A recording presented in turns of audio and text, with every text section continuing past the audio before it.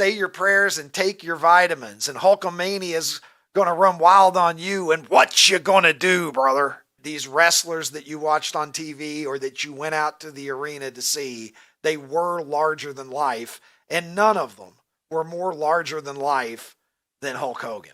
Man, I hate to break this one. We just got word that Hulk Hogan has passed away.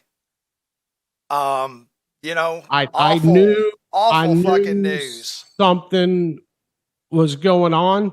I did. I've got buddies that work in the business. That's something I keep closely up and everything like that. And I knew he was in some bad shape. I remember, man, that's tough. I remember going to a WCW event in 1992, and Hulk Hogan was sitting across the street at the nice hotel eating a steak while my mom took me to the event. I was a big Stinger fan, but also Hulk Hogan fan. And Hulk Hogan was sitting across the street having a steak at the Riverview, and it's 9:30 at night, and we're waiting for Hulk Hogan to come out for the main event. And he came out and did his thing. It was spectacular. It was fun. I was a Hulkamaniac as a kid. Do I agree, Ricky, with everything that has transpired in the last 10 to 15 years with him, with the tape and the words that he used and kind of the insults? Absolutely not. I disapprove of that. It turned me off a little bit, actually a lot on Hulk Hogan. But at the end of the day, you can't take away what he did with the wrestling business. And I think with everything, you know, it's tough. Like that's tough. It's one of your childhood things kind of disappearing. And I was setting myself up for it, to be honest with you. Not that this was like my father passed away or anything like that, but knowing that there was some stuff going on behind the scenes, that's a difficult thing. I'm trying not to get emotional about it because I have such hard feelings for him for the other shit that he said and stuff that he's done. But at the same time, you know, we lost a true childhood memory, I think. And I think to me, that'll be difficult for a few days trying to separate the right and the wrong from it. But at the same time, man, there's no denying the impact that he had on something that me and you both enjoy, no matter the age, man. It's something that will always suck me back in. And I got to see him 4 times in my career. They held a WCW uncensored event in Mobile, Alabama, that I got to see him at and whatnot. So I have mixed emotions about that. You caught me off guard when you said it. But at the same time, R.I.P. to a true pro wrestling legend. You know, if you separate the other bullshit and just look at it from that standpoint, that's a tough loss. It is. Yeah, and well said all around, Trey. I mean, he absolutely revolutionized the wrestling business. When Vince McMahon went out and got Hulk Hogan, because, you know, Vince, as you know, he raided the territories. Yep. And he created a national wrestling brand, and Hulk Hogan was the bell cow for that whole enterprise. Hulkamania was running wild throughout the 1980s, and he was a figure who became bigger than wrestling, right, Trey? You and I can be wrestling nerds, and we can talk about all these wrestlers that we love, and the general public, you know, isn't going to know a lot of the names that we bounce around. But Hulk Hogan, your mom, your grandma, everybody knows who Hulk Hogan was because he became bigger than wrestling itself. Buddy, I got in trouble when I'm thinking about it now. I'm not going to show my age, but I was 9 years old, maybe, and WCW used to run that 900 hotline to get the backstage news and everything. And it was right after the Bash at the Beach incident. And so I decided to call that number like 12 times. And all of a sudden, about a week later, my grandmother got the phone bill. Turned out to be about $230. And she was wondering what the hell 900 number am I calling that was $200 worth. So I got a spanking per se, from old grandma, thanks to Hulk Hogan trying to figure out the latest news that was going on in pro wrestling. So it is it's going to be very interesting. I think over the next couple days and months to see the feedback on all of this. Because again, I go back to it. I would hate to be judged by my lowest moments in my life. But at the same time, what he did for professional wrestling, he changed it, Ricky. I mean, Bash at the Beach, man, changed the trajectory of where we are at now. There would be no DX. There would be no NWO. There would be no John Cena. I could continue going down this list. And I think that overall, he'll be remembered for what he did in the ring. And you know, saying your prayers, eating your vitamins, you know, working out and everything. It's just that's Trey, you're right. He revolutionized the business twice because WrestleMania 3, yes, with he and Andre the Giant in the main event. I mean, that was the biggest deal. You can't, unless you can remember it or you're of that era, you can't possibly explain to somebody how huge that really was. And then what you said, then again, a decade later, going to WCW and becoming Hollywood Hogan and leading this NWO angle, which, you know, put WCW 83 weeks in a row. WCW Monday Nitro drew higher ratings than WWE Raw, and it forced Vince McMahon to take some chances and do some things and really invent the Attitude Era out of desperation because WCW had such a stranglehold with the bad guy, Hulk Hogan. And that's another testimony to him. He was the best good guy. He was the best bad guy. Right. Yeah. Right. There's no Stone Cold if it wasn't for Hulk Hogan, because Vince McMahon knew that he had to make a change. And that's how you got the Stone Cold era and the Rock and the heel turns. And I know we're getting a little bit behind the scenes here with some folks, but the bad guys. And then you change it. And I'll never forget the moment when he faced the Rock at WrestleMania, where literally there was a heel babyface turn before the match even started in Toronto, you know, in front of 80,000 fans. And then like, incredible. So those are those moments that he transcended the sport. And so, you know, I look at it and I think, wow, you know, what he did for the company. And you know, I'll say this too. Is TNA wrestling around right now if Hulk Hogan hadn't gone there for 2 to 3 years and kept them alive? Like, I'm just saying, like, it's one of those things that he had an impact on the profession for so long, and really walked that line. So it is, you know, again, it's one of those things where if you can, somebody like us who were born and raised on it and watched it and whatnot, if you can separate the things, and I know it's hard to do, and that's where I think you'll find solace in knowing what he did for our childhood. So, you know, again, what a tough day per se. Again, I'll wrap my head around this and figure out how I really feel about it. But just speaking with you, you know, we lost somebody that made a major impact in where we're at now, and that goes on for other sports too. I mean, it really does. Like, you know, it's you know, it's just like the Nature Boy and how he was growing up. So what a wild moment.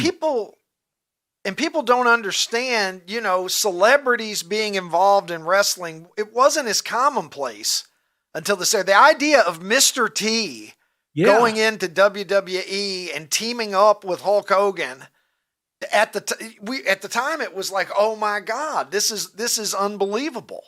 And then you had Zeus, and especially, and then you had Zeus later on, you know, and obviously he went on to make a lot of, you know, bad movies, if we're being honest. But I remember when he was in Rocky 3 as Thunder Lips.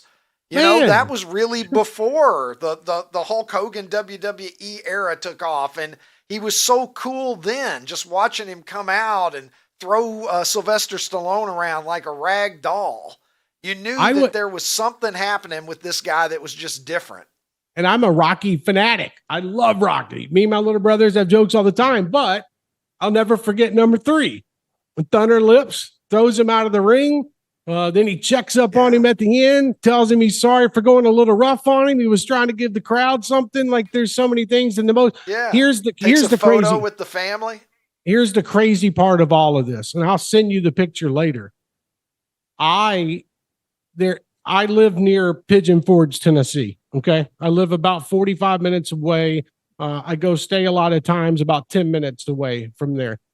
They just opened in the last 3 weeks a Hulk Hogan shop, like the one they have in Tampa, a Hulk Hogan like beach shop, but it's in Pigeon Forge. I actually went by there 3 weeks ago and I was in the area and walked in and I took a bunch of pictures. They got a big ring set up. They got a larger than life thing with Hulk Hogan statue and then the pictures of him with Andre and whatnot. It's crazy. And I'm putting it all together as we speak right now, but it's crazy that I was in there 3 weeks ago, like looking at all the wild stuff that happened with him.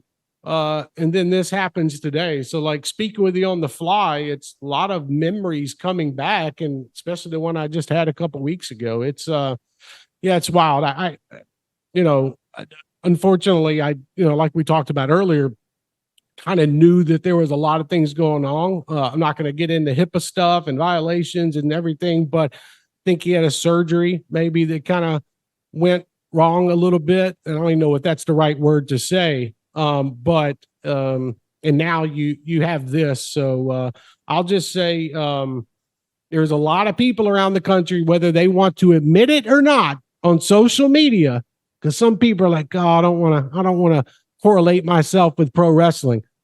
I promise you're feeling a different way right now if you're seeing this news, even if you don't want to admit it or not. And it's okay to say that you watch pro wrestling. Yeah, he was just a huge part of the childhood, and his career was so long, Trey. I think I've got about 15 years on you, but yet he meant a lot to both of us when we were kids because he was in the industry for so long. Yeah. We can both relate, even though, we do have a bit of an age gap between us, but that impact was there on both of our generations.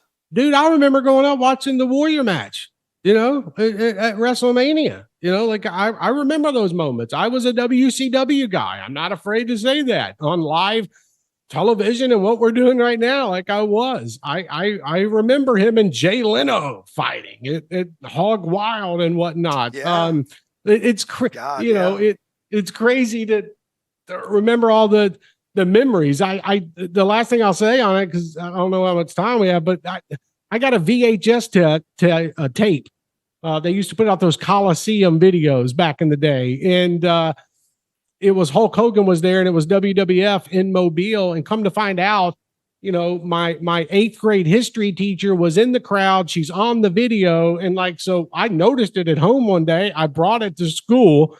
And I was like, I'd like to play this video for you. And she didn't know what it was. I popped it in, and there's my 8th grade teacher going crazy with Hulkamania stuff. And she's getting laughed at by the class. But at the same time, it was like something cool that we had in common. So it's a very interesting, emotional, I think, little roller coaster that we're kind of on right now. Yeah, he had a huge impact on our generation. I'll say our generation loosely. I'm probably giving myself too much credit here to try to leech off of your youth, Trey. But if you were around in the time, he was a huge component of entertainment in this country and of just American culture during that time. If you wanted to rattle off who are 5 or 6 names that just sort of embody what American culture was like in the 1980s, you could make a very good argument that Hulk Hogan is about as good of an example as you could list. Yeah, the other thing too, remember we did that show on TBS, Thunder in Paradise? Like that was the cool way that I got to see some of the wrestlers in like a different forum. Like Sting was on there and Vader and all these other characters. And but you got to see him in a different light. Pre-internet. Right. Yeah. Right. Before we were able to kind of peel the curtain back and understand the business a little bit as outsiders, that was as close as we got to kind of getting behind the scenes. So, Trey, this is a tough one, man, not just for you and me, but for, I'm sure millions of people who remember him and watched his matches. I always introduce you to the show. Oftentimes, I'll say a man who is still NWO for life. So I think for a lot of us, we're NWO for life today as we look back on the legacy of Hulk Hogan. Man, I am sorry that I had to break this one to you mid-segment, but appreciate all your heartfelt stories and the way that you've kind of summed up not only what he meant to you, but what he meant to so many people, brother. I appreciate you.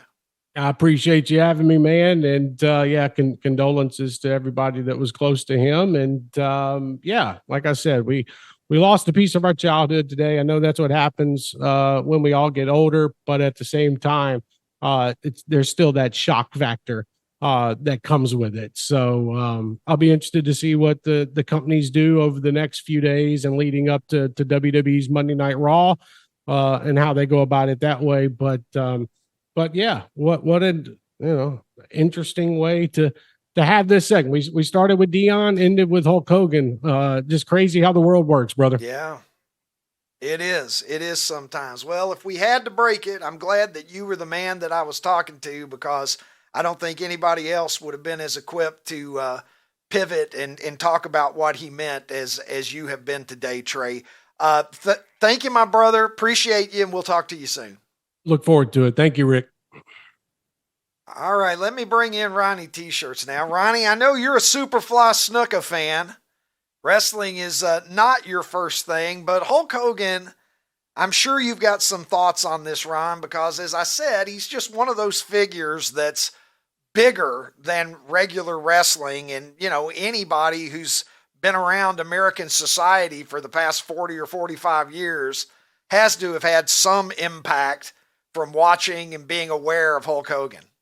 Dude, you hit the nail on the head. It doesn't matter if you're a wrestling fan or not. Hulk Hogan is a part of America, right? Like, he just is.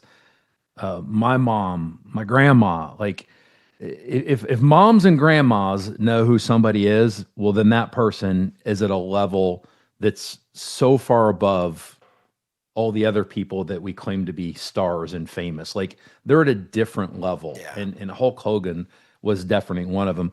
I referenced my friend Ed a lot on the show, and he texted me while you were speaking with Trey, and he just said, well, I can honestly say the show made me laugh and tear up today. And I think that's going to be true with a lot of people who watch the show today. It's like, it's one of these things, man. I don't know the psychology behind when somebody famous dies, but it just hits you, man. And it's a weird feeling. It's just a weird feeling, Ricky. Yeah, he's just one of those figures that's just bigger than life. And, obviously we all have our time that is going to come eventually, and it is what it is. But, God, look at that. He was a guy that could do stuff like that, or at least I believed it, and guys like that, Thunder you just in somehow Paradise. think that they're going to be immortal. Yeah. That is Thunder in Paradise, which Trey referenced. The really bad TV show. Yeah. How many impersonations do you think there'll be of Hulk the next 24 hours? Oh my God. Yeah. Oh, I mean, no, you we've lost so many. X is blowing up right now. Every single person that I follow, no matter if they're political or comics or sports, it doesn't matter who they are. Every single person on X right now is paying tribute. I've got to write the Sky Point. I've got to write the Sky Point for him as soon as we get off the air, because people are going to be expecting that. Ron, let me go ahead and bring in producer Tim right now. Tim has some thoughts on this, so we're going to get Tim's input. Tim, you and I have never really talked about professional wrestling at any sort of length. I don't know how much of it you were consuming back in the day, but what did Hulk Hogan mean to you? Yeah, man. I was definitely I was the JYD era, Junkyard Dog. I was big fan of Tony Atlas and Rocky Johnson, great tag team champs. But Hulk is just that's it, right? I mean, that's the to me it defines everything of that era. Like I think you and Trey said it best. Name one or two other people from that era that really just spoke Americana and what it was.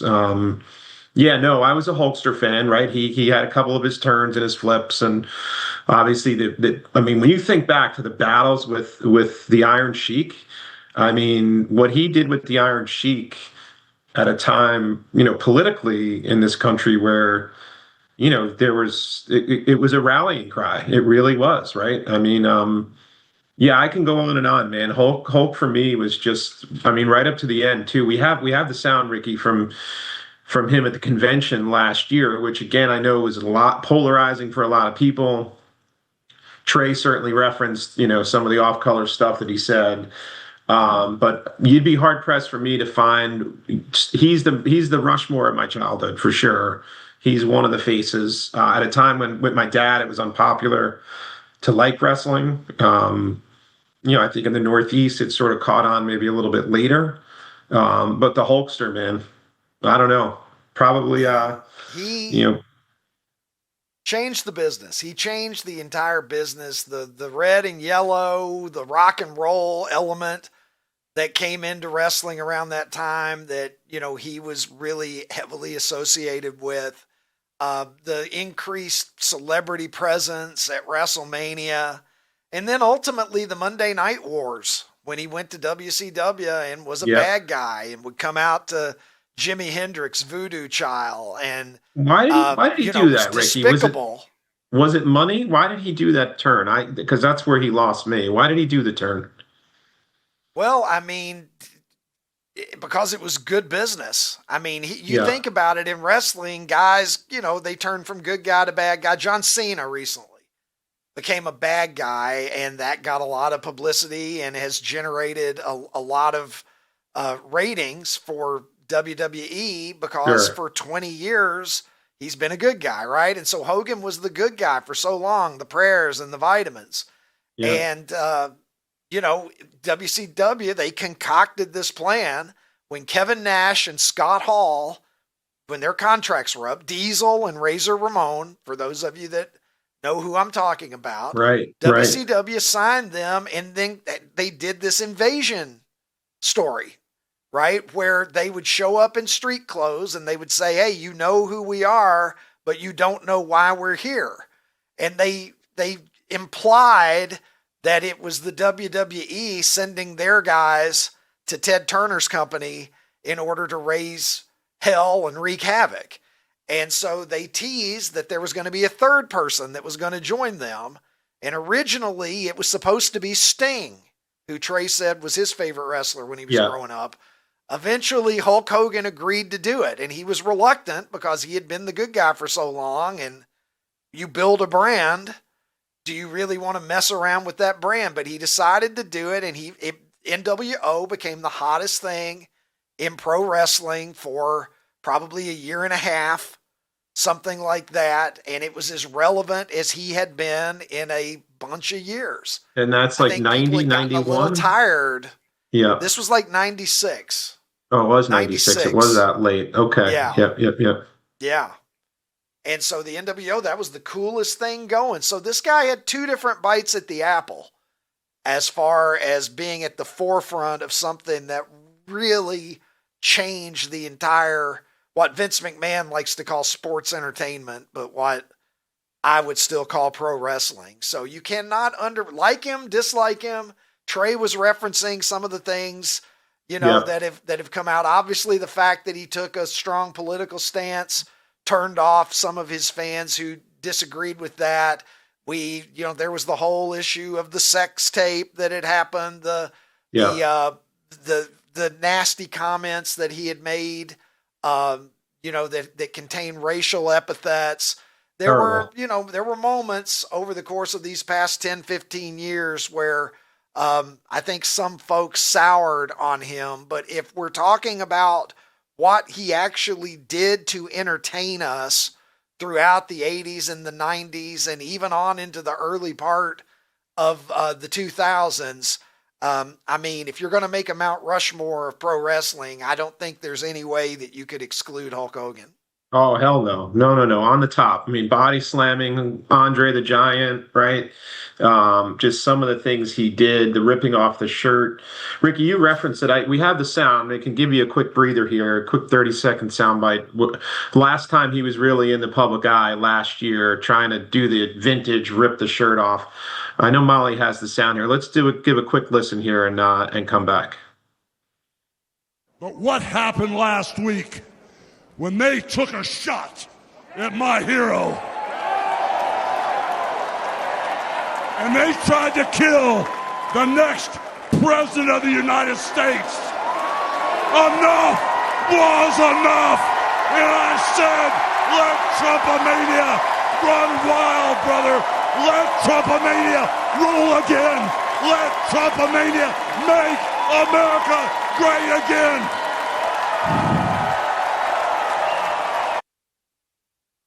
And, that's what, a year ago? Yeah, he looked good. He looked saw good. Him doing that. Yeah, I mean, he looked great. And, I know he had surgery upon surgery upon surgery, because what these guys do, people say pro wrestling is fake. Pro wrestling has a predetermined outcome, is what pro wrestling has. And yes, they know how to cooperate with each other and to do things that look spectacular while ideally minimizing the injury risk. But there's only so much risk you can minimize. And large men throwing other large men around and them going over the top rope to fall outside the ring and all the things that you see on any wrestling show. Crazy. Those are things that take a tremendous amount of a toll on the human body. And you don't see a lot of wrestlers live to ripe old ages. When we start talking about the guys who are gone, Roddy Piper, gone. Randy Savage, gone. Dusty Rhodes, gone. And we could go right down the list with all of the great professional wrestlers who left us before they reached a ripe old age. And a large part of that is the physical abuse that they put their bodies through. And so I don't know if the surgery that Trey kind of touched upon, because I had heard that he had some procedure done. I don't know the nature of it. I don't know if it was related to old ring injuries or not. But, these guys that make a lot of money, the ones who are most successful at it, gain a lot of fame, but they pay a cost with their bodies as well. Yeah, the early reports are, I think, unconfirmed, but cardiac arrest at his home in Florida. Back to your comment, Ricky. Anyone who said, look, I understand that maybe some of the outcomes are scripted in wrestling. I defy anyone who's been to an actual wrestling match. These dudes are athletes. They are absolutely, the kicks do hurt, the punches do hurt. I saw one, and I actually saw the Hulkster in MSG from far away, and it was kind of like, I didn't love it. When I was in Pennsylvania, up close near the ring, holy smokes, man! To your point, 600 pounds of men flying around. I don't care how scripted it is; it kicks your ass for sure. Massive individual. I saw Hulk Hogan in person a couple of times. I went to a WWE, I think it was WWE SmackDown. He ended up getting into a scuffle with Vince McMahon that night, but I saw him at a pay-per-view event, Starrcade 96 in Nashville, Tennessee, and that was right at the height of the popularity of the NWO and what they were doing in WCW. And I remember I was like fourth row ringside, and I went over to the rail, and it was Hogan, Kevin Nash, and Scott Hall. And I mean, you want to talk about three massive individuals.